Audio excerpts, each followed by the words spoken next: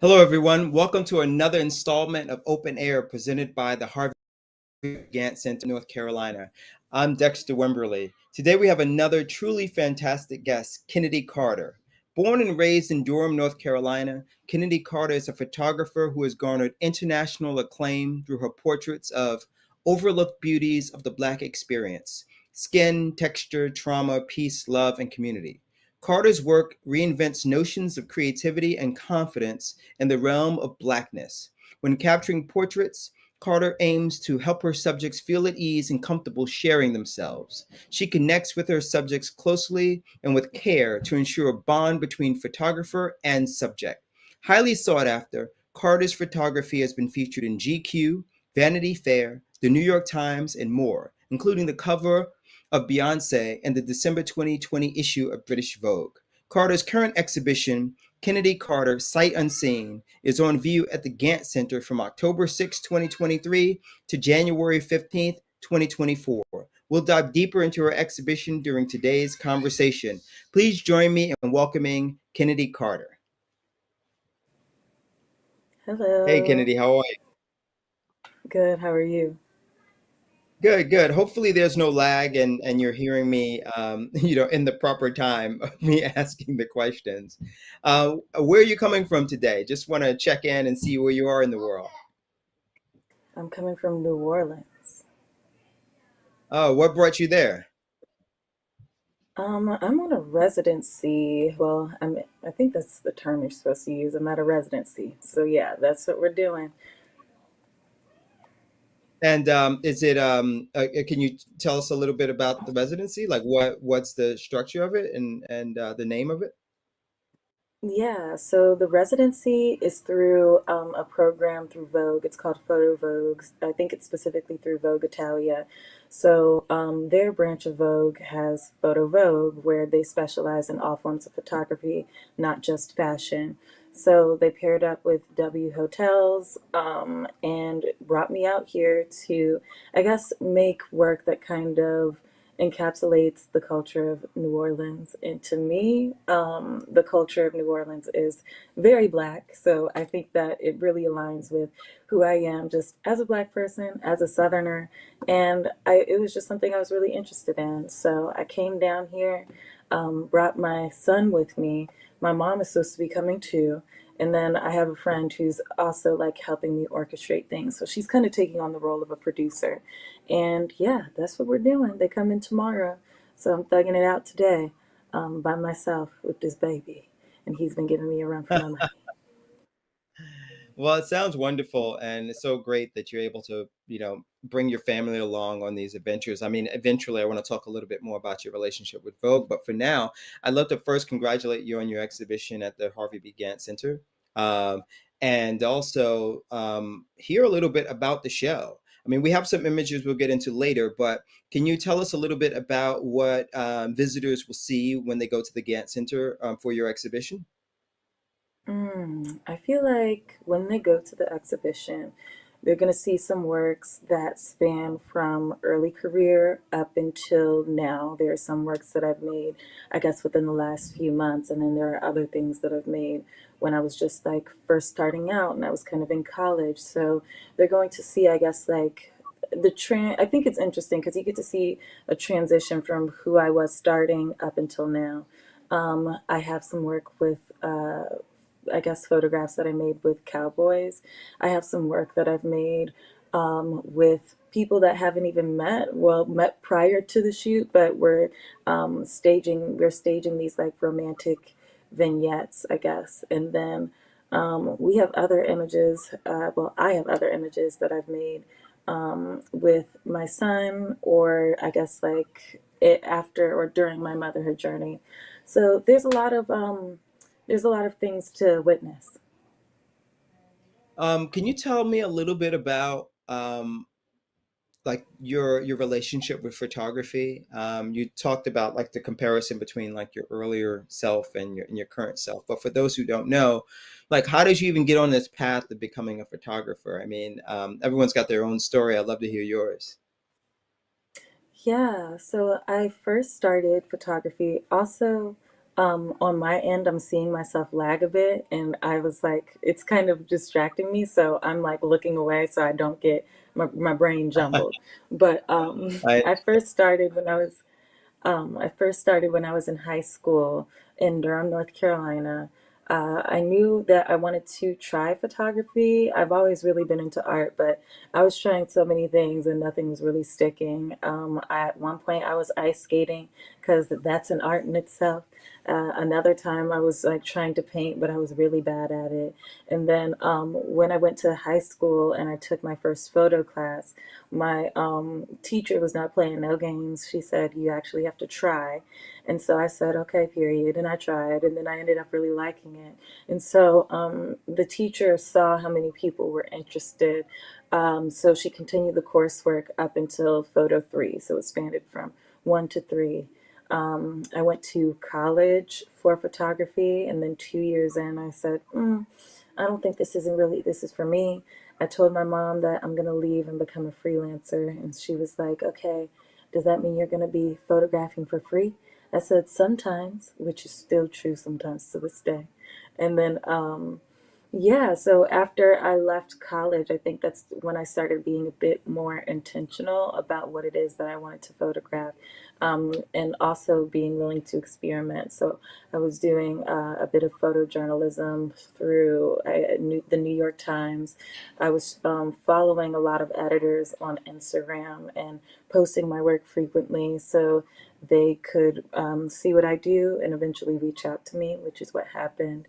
And then I was also self funding my own shoots. I was staying with my parents after I left college, and all the money that I had coming in from the shoots that I would do with publications that were a bit smaller or just things that were commissioned by people that lived in my city would mainly go towards funding my personal work and the things that I was most interested in. So at the time, I was mainly, I think, staging a lot of photographs between, I guess, couples or models and getting those more romance inspired photographs. And then around that time, I also began photographing cowboys when I would go visit my family in Texas.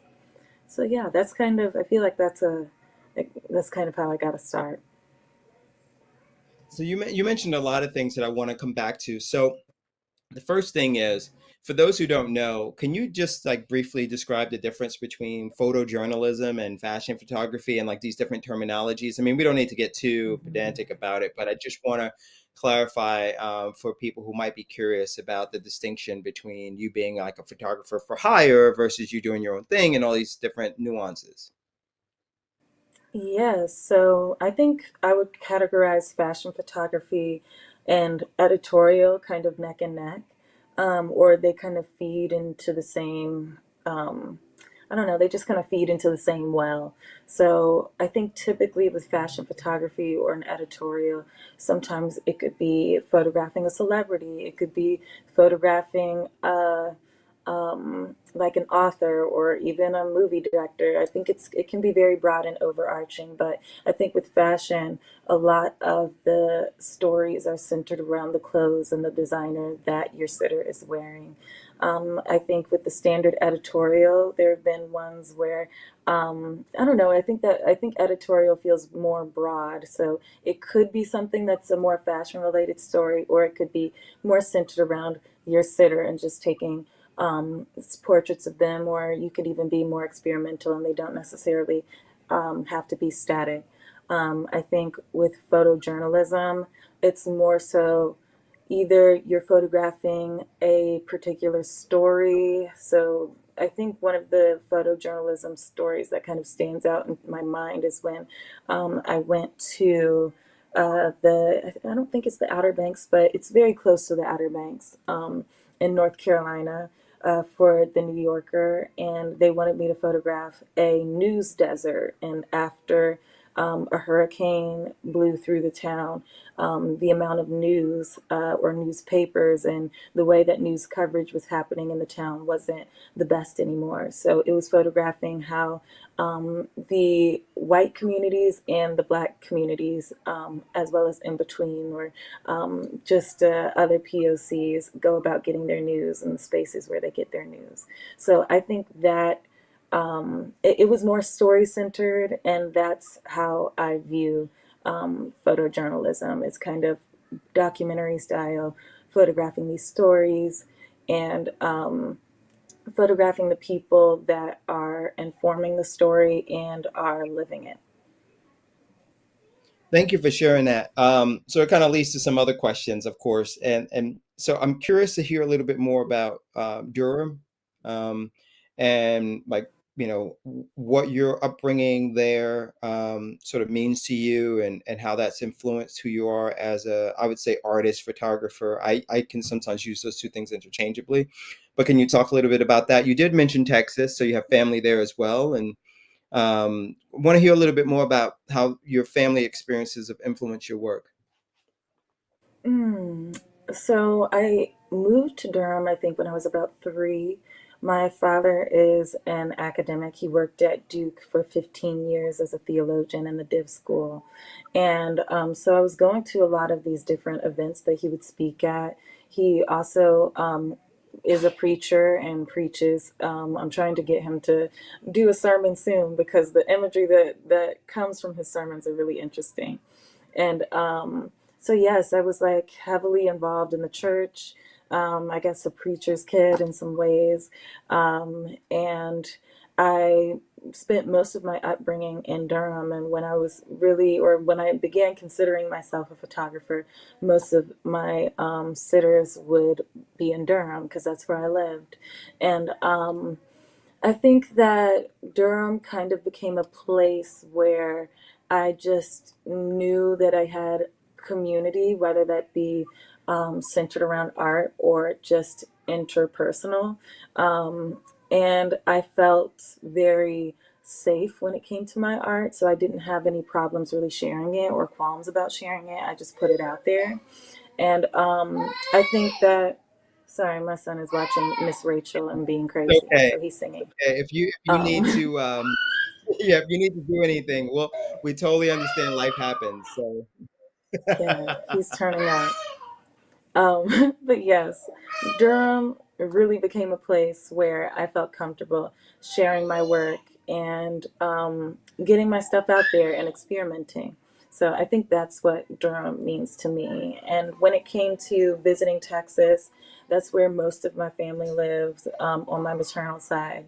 And we would go there all the time. And my grandmother lives there. My grandfather had a church that he was the pastor of. So we would frequent there. I would be so annoyed that I would have to spend my birthday, which is December 31st, in church for Hallelujah night to go into the next year.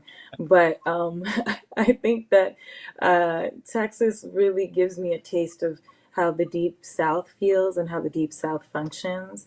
And yeah, I think that's what those two places mean to me.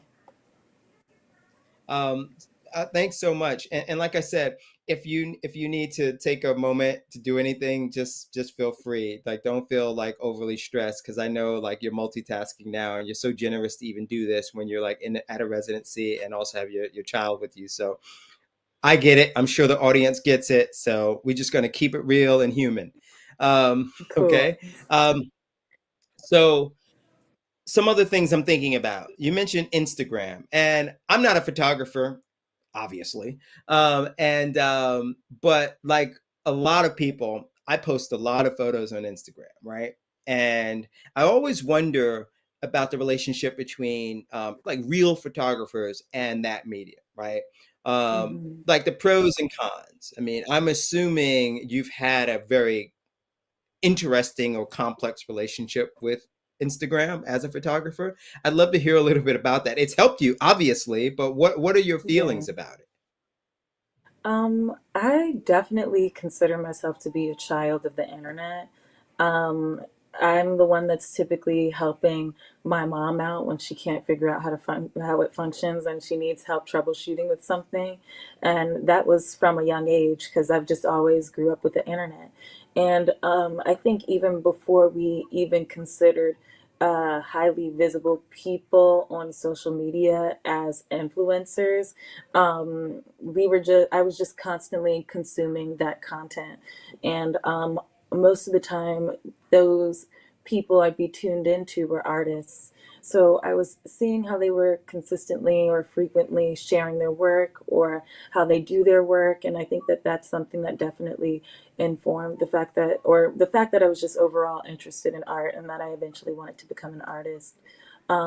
I think that prior, just when I was in high school, I was sharing my photos as I was growing and kind of getting a feel for, I guess, what my personal style was going to be. And I didn't have any qualms about it because I was like, I'm 17. This doesn't mean anything. But I think over the course of my career and becoming more serious, that's when I started getting a little bit more anxiety about just showing myself, showing my work, and truly being someone who is easily accessible through my socials. So now I feel a bit more anxious when it comes to sharing new things. I think that one thing that I was kind of um, I guess like had some drawbacks about was the fact that art or finding what your style is heavily rooted in ideation and like that process of ideating and drawing from references in order to figure out what your style is. I think that that's the case for me. And so I kind of was hyper aware when it came to finding my references and finding other artists that I was very inspired by because I was fearful of, I guess, copying. And I think that now I'm kind of in a stage where I'm like, okay, um, I don't know, it's like now I don't have any qualms about it. I think that I'm just like, okay, I feel like we're coming from similar pools of inspiration and we're all seeing the same things. And in some ways, we're going to be influenced by it. And so I'm kind of at a stage where I'm thinking about how I can become a better artist by thinking about the same thing sometimes as other artists. How can I be a better artist by being honest about the fact that sometimes I feel like I'm being influenced by others? And I think that that is just something that's happened over the course of time across all, realms of art. So I think that's what I'm thinking. That was winded, but that's kind of what I'm thinking about social media and Instagram No, in that particular. yeah, that's great. That's great to hear. I mean, and also I agree with you. I mean, as someone who is in the creative field as well, I find that sometimes this sort of struggle to be absolutely original is sometimes a kind of quixotic or kind of pointless one because you don't even know everything that's already been created before you're creating Hmm. something. So, in a sense, you're limited by your access to information and your experiences. So even when you think you've landed on something that is just terribly original, there's a Hmm. high likelihood someone's going to find something and show you and be like, not so original after all. But I don't. But I don't Absolutely. think yeah, originality is not even the. I think it's honesty that's more important than originality. I Hmm. think, right? In some regards, if you're telling your story and your story's, somehow is going to be somewhat similar to other people's story. I mean, being black in America, for example, I'm sure if I told my story, I mean, I'm not in America right now, I'm in Japan, but the point is, being black in America, I'm sure if I tell my story, there's going to be some things that sound very similar to a lot of other black men's stories. Like it's going to be some, Hmm. it's not going to be, it's going to be mine, but it ain't going to be absolutely original. but it's going to be honest. But it's going to be honest, Yeah. and that's more important than originality. But let me get off my soapbox here.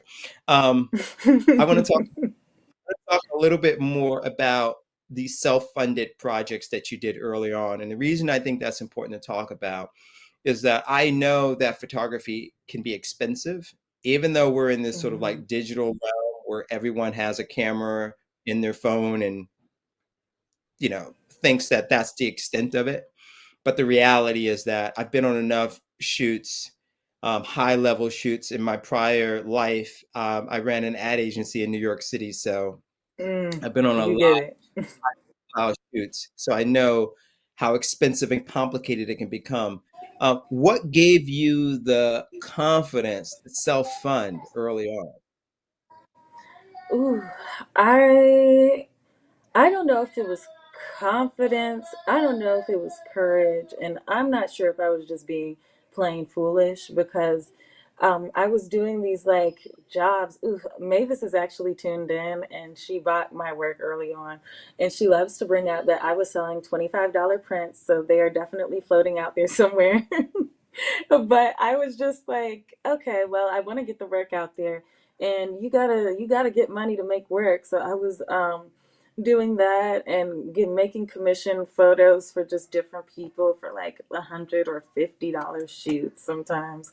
And I also worked as a hostess in a restaurant. So all those funds, they just came together and met in the middle. And I would go to Southeastern Camera in Carborough and get my film processed and buy 3 rolls of film and make it shake until I could process the next time.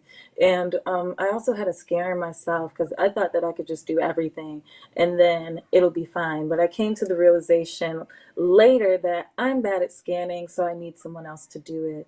And I think um, the more, I guess, or the bigger the projects that I got, the my ability to invest more into these projects that I was interested in doing on my own, it became just easier. And I think also because I was investing more into the post production process, the photos and the work became better, which in turn got me more opportunities to either fund the work or got me bigger jobs so I could use my own money to fund the creation of those images. Yeah, I mean, that's so inspirational to hear. And it's funny because so many creative people, particularly people in the visual arts, it's sort of like I have a similar, successful ones have like a similar story where in the beginning you have to do what you have to do. And I often talk to young aspiring artists, creatives about those early years. And it's like, yeah, you're going to do some things for far less money than you could imagine in the beginning and sometimes for free.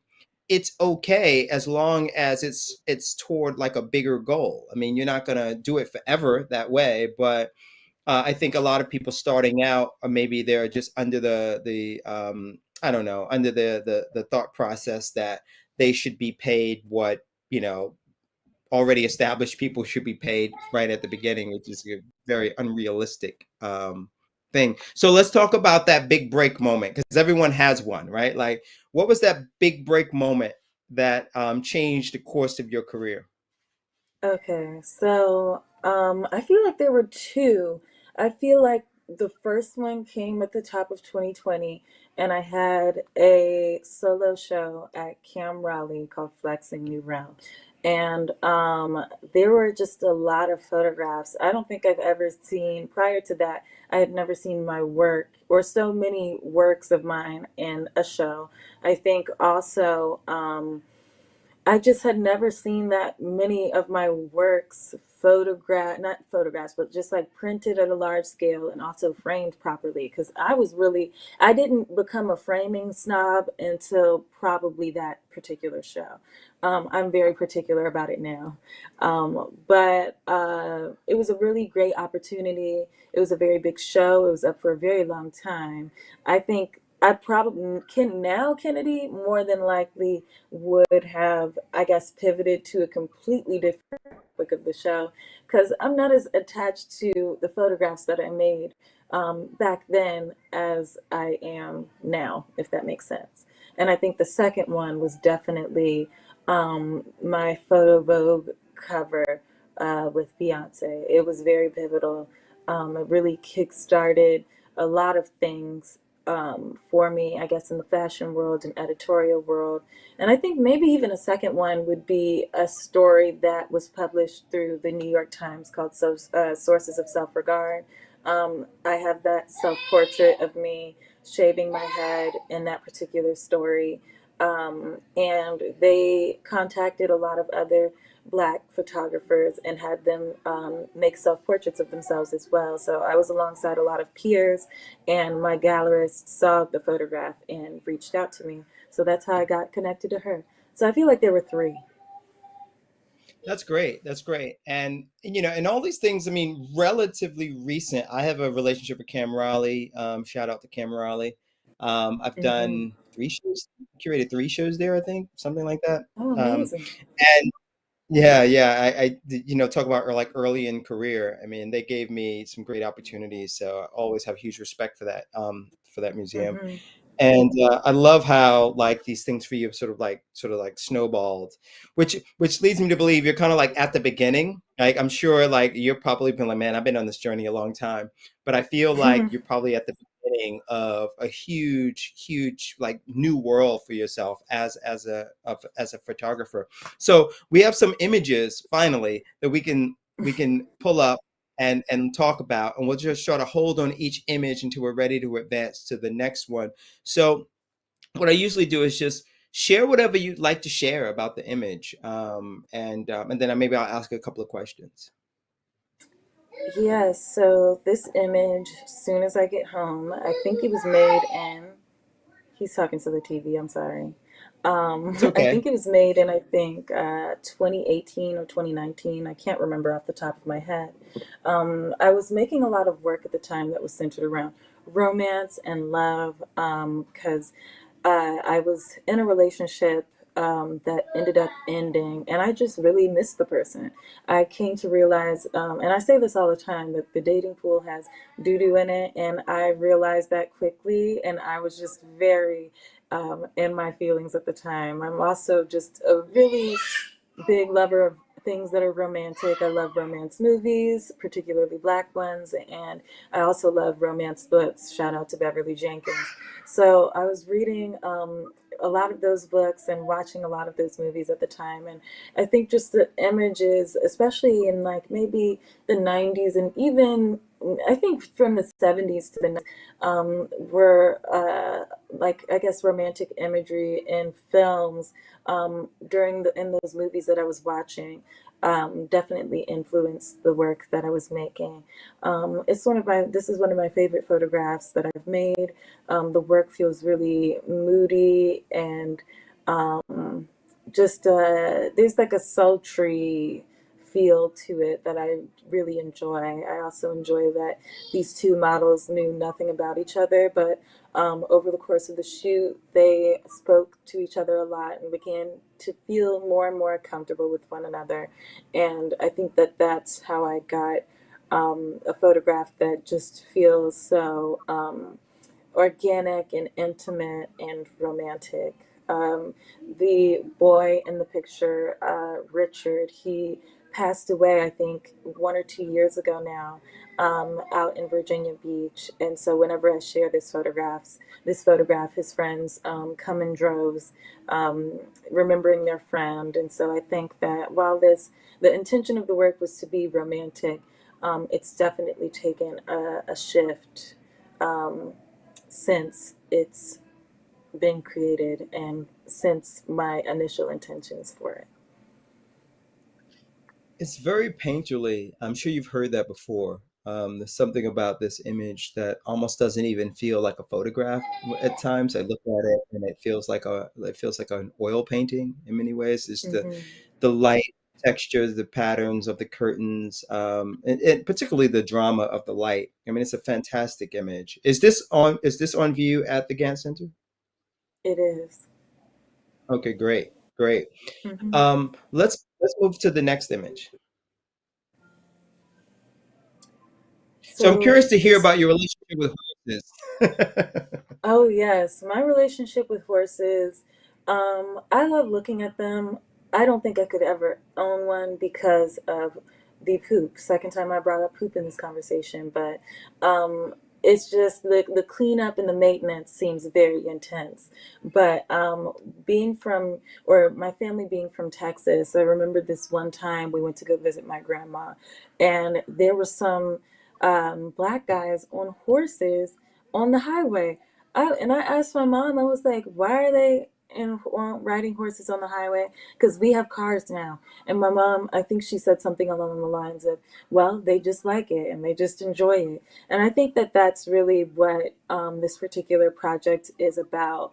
I was talking to my father about something. I can't remember the context of the conversation, but he mentioned this phrase called sentient aliveness. And I think that's kind of what I connect back to these horsemen, is them doing something that's not I guess societally or technically necessary anymore, but them just doing it for the joy of it and the freeness and the liberation that comes from it. And I think that is what I witness every single time I see black folks riding horses. Um, so yes.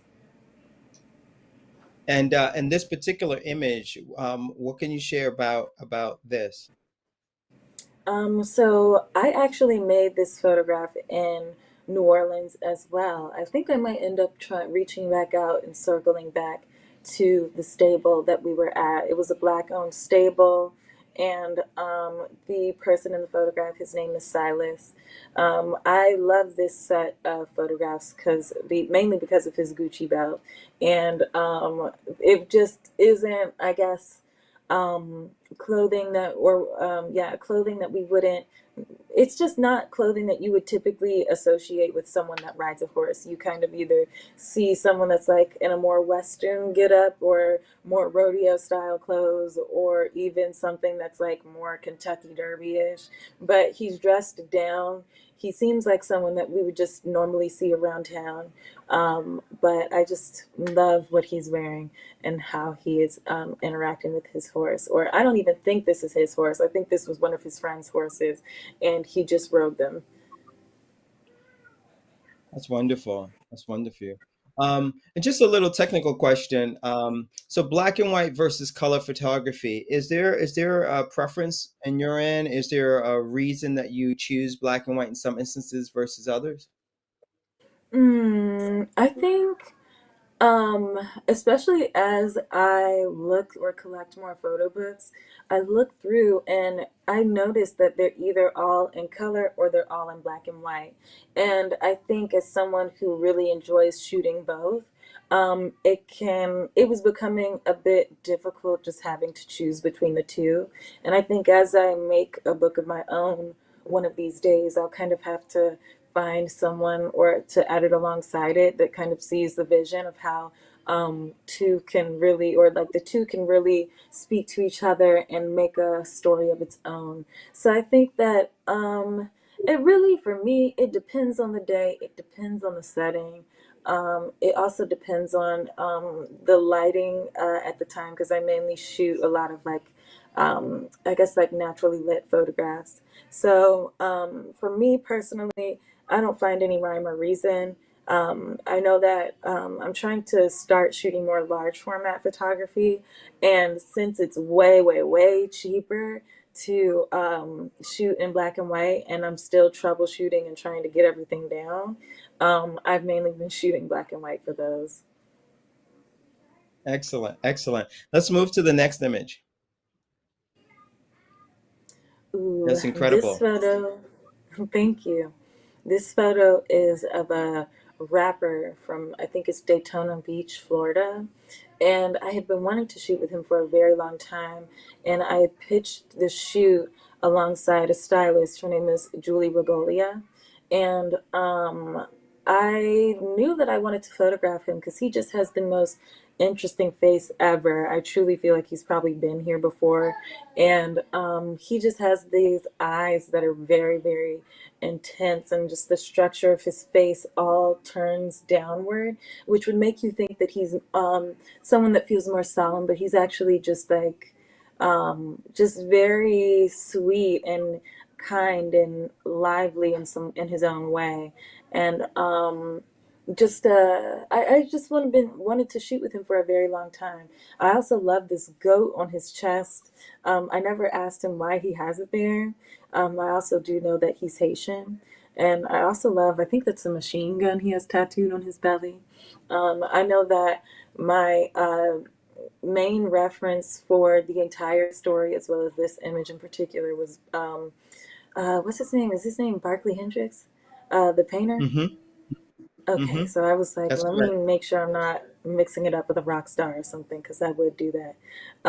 But I know Barkley Hendricks. I have a couple of like, I think like an exhibition catalog of his that I reference frequently. And I love his work. I love the painterliness of it. And well, it is a painting, but I try to translate the painterliness of it into my photographs for this one in particular. But yeah, that's what I have to say about this particular photo. That's great. It's great.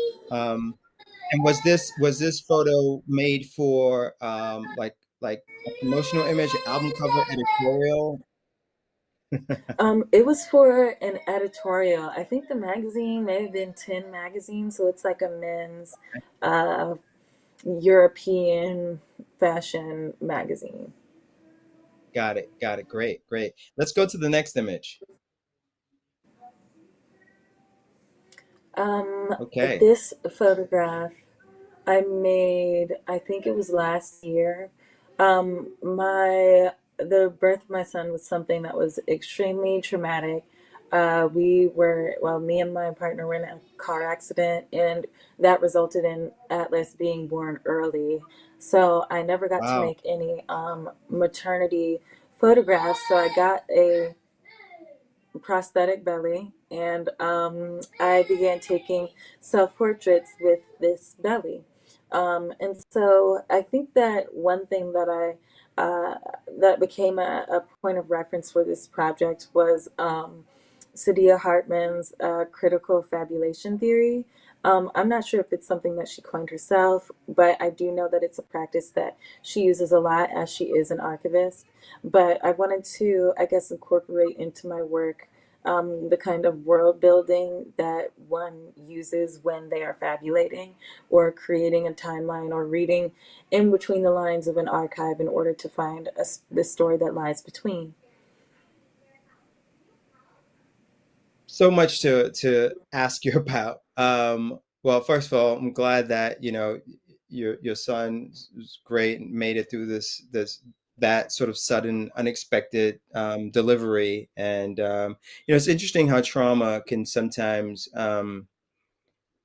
just really reshape us and our view of ourselves in the world. And out of that has come this fantastic photograph, and I'm sure this is one of many that you've done, self portraits of yourself. And talk a little bit about the self portrait. I mean, I imagine that the thinking that goes into a self portrait is quite different than when you're photographing someone else. But I know each case is likely different, but can you just talk a little bit about the different process that you go through when you're considering a self portrait versus shooting a subject, someone else? Absolutely. I think that especially since I shoot film, for me, it's a bit hard because I have no autofocus most of the time. And the cameras that do have autofocus were made when autofocus was just starting out. And they miss quite often. So I'm either having to zone focus in order to put myself in focus, or I'm having to have someone sit for me. Then they move over so I can make my photograph, or I just have stage it and then have someone else press the shutter because it's just become too difficult or time is of the essence. So I think uh, it becomes a bit tough because each setup you're more likely to, I guess, perform for a different way for the camera. Hmm. I know when someone else is being a witness to what it is that I'm making, I'm less likely to get buck wild and try just anything because I have someone that is in the atmosphere and watching. And I know that when I'm by myself, I know that I'm more willing to experiment, but I do think that there is another element to it where just over, I guess, the course of my life, I've always felt like, okay, in this photograph, I need to look good or I need to look pretty and need to look nice. And so, um, being more intentional about self portraiture, it's less about that and more so about, for me, what makes the most dynamic photograph that is speaking to what it is that I want this picture to convey. Mm-hmm. Mm-hmm. No, thank you for that answer. Let's get to the next image, which I think we have two more. This photograph also made in New Orleans of a young girl who was apprised, I guess, how would I describe her? As a prize like horse rider. And I told her that, and this one isn't in the set of images, but we initially made a set of photographs of her standing bareback on her horse. So there was no saddle, she had bare feet, and she was in the cutest dress, and she's just standing on her horse. And that's something that I've always just been really enamored by. It takes, being able to trust your horse, and it also takes being able to control your horse. And she's a young girl, so that's something that she's been doing over the course of her life. I think she was maybe 9 years old at the time and had probably been Wow. riding for maybe like 4 or 5 years. And so this photograph of her touching the horse, I think that it, to me, I guess, like, speaks to the connection and the trust that has to come from, or that has to be present when you are a caretaker for a horse. I feel like although her face isn't in it, it's one that still reads as a portrait to me in some ways, because I'm able to, I guess, be a witness to the trust that lies between them and their relationship together. Oh, that's brilliant. That's brilliant. I love the intimacy of the image, and it kind of speaks to the overall. I feel like theme of your exhibition at the Gantt Center in many ways. Hmm. Kind of fits well within that. Let's go to the next and final image for today. All right. Um, this is Easter on Love. I consider it to be one of the earliest photographs that I actually feel comfortable showing, because I enjoy it so much. And I think that it was one of those early works that kind of set the tone for what it is that I want to, how I want my work to feel visually. I think that I guess, like, his hand caressing is something that feels so intimate, even though, again, these people did not know each other. As well as those Mm-hmm. calluses on his knuckles tell a story in itself. I think also that I love the tones in the photograph. It's like a deep blue borderline. Is it cyan? I don't know if that's the word, but yes, that is something that I really enjoy about this image, and I think that it really set the tone for who it is or the artist that I came to be visually. And I Mm-hmm. think that I made this, I think it was maybe 2018, so it was my first year in college. All right, so just like 5 years ago, though, so not a tremendous amount of time ago, you've come so far in this period of time. I really think that's wonderful, and this is a great image. And I just know that seeing it on my screen also doesn't do it the justice that seeing a print of it would do. So I'm excited to see your show at the Gantt. I'll actually be in Charlotte in a few weeks, so I'm going to see your show. Okay. And so that's the final image for the day. I have a few more questions before we conclude, so I hope you'll bear with me, and thank you for being so patient. Hmm. So what are the things that interest you outside of art and photography? Mm. Outside, I feel like all that I'm interested in is really art, but outside of photography, I love plays. I think I really want to direct one day. So, one play that's been really staying just in my spirit is called Hoodoo Love by Katori Hall. I was heavily recommended, or just like someone just really recommended that I read her book of plays, and that's what I've been reading recently. But that the story in it is just really fabulous. And then one of my friends also recommended that I read Is God Is, which is also a play. And that one has just, oof, it's so good. It's a spaghetti western about these two girls who are sisters and think that their parents are dead. They have burns over the course of their bodies, and like one's face is completely burned, and then the other, her face is not, but she's considered to be the pretty sister. Their mother reaches out to them and tells them, hey, go kill y'all's father because he did this to us. The mother is also burned too. And they consider their mother to be God because they look like her and feel as though they are made in her image. So, really good. Love it. And plays have been on my mind. Well, yeah, I definitely see how directing or producing moving images is something that might be in your future. We'll definitely stay tuned for that. So what's been the Hmm. biggest challenge you faced as you've been building your career? A lot of great things have happened over the course of the, let's say, past 5 or 6 years. But what are some of the challenges you faced during that time? Ooh, Career I think it challenges. was, I think it was definitely self-funding my work. I feel like there's also I feel like I'm trying to give a non-winded answer, but I do feel like there is a bit of misogynoir that I've encountered over the course of my career, whether that be in, I guess, like fashion or sometimes even the art world. And I think that one of my friends kind of said it best, that all art is not created equal.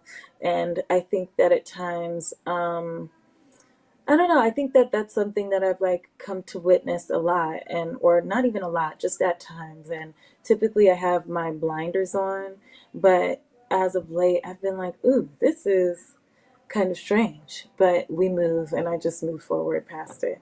So I think that those are some of the challenges that I've encountered. And when you say misogynoir, you're talking about misogyny, obviously, Yeah. and and the interaction that you might have had with other people. Yeah, I mean, I that's not surprising. Unfortunately, it's not surprising, and unfortunately, probably more to come. But I think as we know the landscapes that we're navigating through, we can kind of arm ourselves emotionally and psychologically to kind of deal with these things, because the art world, and I'll just use that in general terms, is just like the rest of the world in some ways, just only worse. Hmm. It's like, and I know someone's going to be like, what do you mean by that? That's for a later date. So talk to me a little bit about the future. I mean, what are your like upcoming projects, things that you're excited about, like what's really getting you up in the morning? What is getting me up in the morning? I think there are a bunch of things that I'm excited about. I think this residency that I'm doing, I love funding. I love making new work, so I'm always excited for that. I think also um I don't know, just the potential, or just like the I guess like having my mind on making books, so that's something that I also would like to do eventually. And then what else is exciting to me? I'm also really into pinup, so I've been collecting pinup, or black women in pinup photography, for years now, and my collection has kind of gotten very big, and it's something that I've kind of just funded myself because I just enjoyed it so much. So now I'm thinking of making work that is, I guess, like just finally using those photographs and figuring out how to properly and ethically tell the story of the women that are in these photographs. So those are a few of the things that I'm excited about. And I'm curious to hear a little bit more about like this whole like concept of like ethics as well. I mean, I've often wondered about that in terms of photography. And we're down to our final like 6 or 7 minutes, just like for a time check for you to know. Um, like developing the relationship with your subjects, I imagine is something you've sort of like fine-tuned over the years, from just sort of like maybe you started off asking family and friends, hey, you want to be in a photo? To then seeking out people you don't know, and how do you go about doing that? I mean, like what any tips for aspiring photographers that are like, yeah, I want to shoot people that I don't know, but I'm not sure I like how to approach people about this. Mm. I mean, I have no problem going up to people now and asking them, can I take their picture? I mean, every now and then I'll get a little bit shy, but I've kind of gotten to a place where, worst thing I could receive is a no. So I think that there's that. And I think that if someone says no, don't pressure them into doing it. It's, it is what it is. It's the name of the game. But if they don't want to take the picture, then don't try to convince them to take the photo. Um, I think in terms of ethics, and I was talking to a friend about this, but since me and this friend are both photographers that specialize or are most interested in portraits, I mean, you could have a photograph that's a portrait and doesn't have nobody in it, but that's more experimental. Most people consider portraits to have people in them, so you can't have a portrait technically without a person. And so you have to develop, I think, a code of ethics about just around how you operate with the people that you're photographing. I'm a really bad texter, but something that I like want to do or continue within my practice is just like following up with people that I photographed, or if I'm selling a work that they're featured in, figuring out how to get them proper compensation and what that looks like. So I think that it's different for every photographer, but I think that there are some things that I truly would not be able to sleep at night if I didn't do them. So I think it's something that every photographer or person that's a portraitist should consider. Thank you. Final two questions. So you're in New Orleans now, which is a city that so many people would love to visit, I'm sure, and I know you've traveled quite a bit. Can you talk about how travel has influenced your work? I mean, we talked about where you're from, but you've been to many other places now, and I just want to kind of hear how that may have sort of impacted how you think about your work and the subjects that you shoot. Mm. I think that travel has definitely informed my process as well as informed just where I consider, where I feel in my body that home is. For a Hmm. while, I thought that I needed to leave Durham in order to be able to be an artist, or leave the South in order to be a successful artist that is able to fund their life and fund my career. And I ended up realizing that wasn't the case quite early on, and I'm glad that I did. One of my good friends quotes Alexis Pauline Gumbs all the time, saying to her that Durham is the center of the universe.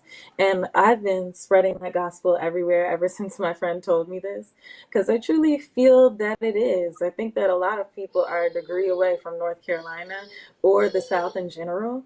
And I think that there are some amazing things to witness here that you won't get in other places. And so I do travel outside of the South.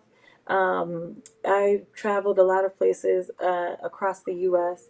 and also in Europe. I want to go to other places, but I know that in my heart I'm a Southerner. I'm a Southern girl. I need to be in the South to function, and that's just what I want to Well, we come to the last question, and I'm sure that's right on your mind. You're like, that's right on time. um, do. so what has being a photographer revealed to you about yourself? What does being a photographer reveal to me about myself? Mm, mm. I think that in some ways it's definitely revealed to me the way I and I think other humans feel the need to sometimes perform for the camera or maybe even perform in life. I think that I've come to realize that the world is truly sometimes a stage. And I think that that's something that I like to interrogate with myself, especially like with feeling this need or conditioning to, I think, feel or make self portraits in which that I feel beautiful when it's not necessarily always about beauty or the intention behind it. I think that sometimes it's just something that can be in the essence of a photograph. I think that is the case with other people. A lot of times we feel like we need to smile for a photograph and not just to be. So I think that that's definitely one of the many things that photography has revealed to me. Well, Kennedy, thank you so much for today. I mean, I don't think I could have had a better conversation, and I really do appreciate your generosity and your patience, because I know you got a lot going on in the next room. I'm looking forward to seeing your show, and I just want to remind everyone that your exhibition is on view at the Gantt Center through January 15th of 2024. So that's plenty of time to see it, but don't wait last weekend to go and see it. See it now. That part. So I'm going to say goodbye to you and wish you well, and hopefully we'll meet in person sometime soon. And I'll get to my final words. So thank you so much, Kennedy. Um, the Gantt Center's goal is always to provide programs that inform and inspire. The support of viewers like you allows the Gantt to expand its reach and further develop programs like today's Open Air. You can lend your support to the Gantt Center by texting Give to Gantt, that's GIVE, the number 2, Gantt, Give to Gantt at 91999. Also, be sure to like and subscribe this channel for future programs and other video content updates. We thank you all for joining us for another great conversation, and we look forward to next month's Open Air with artist Patrick Alston, whose exhibition, Post Traumatism in Search of Freedom, will be on view at the Gantt Center from November 10th, 2023 to May 12th, 2024. Wishing you all a great night, and thanks for joining us. Bye bye.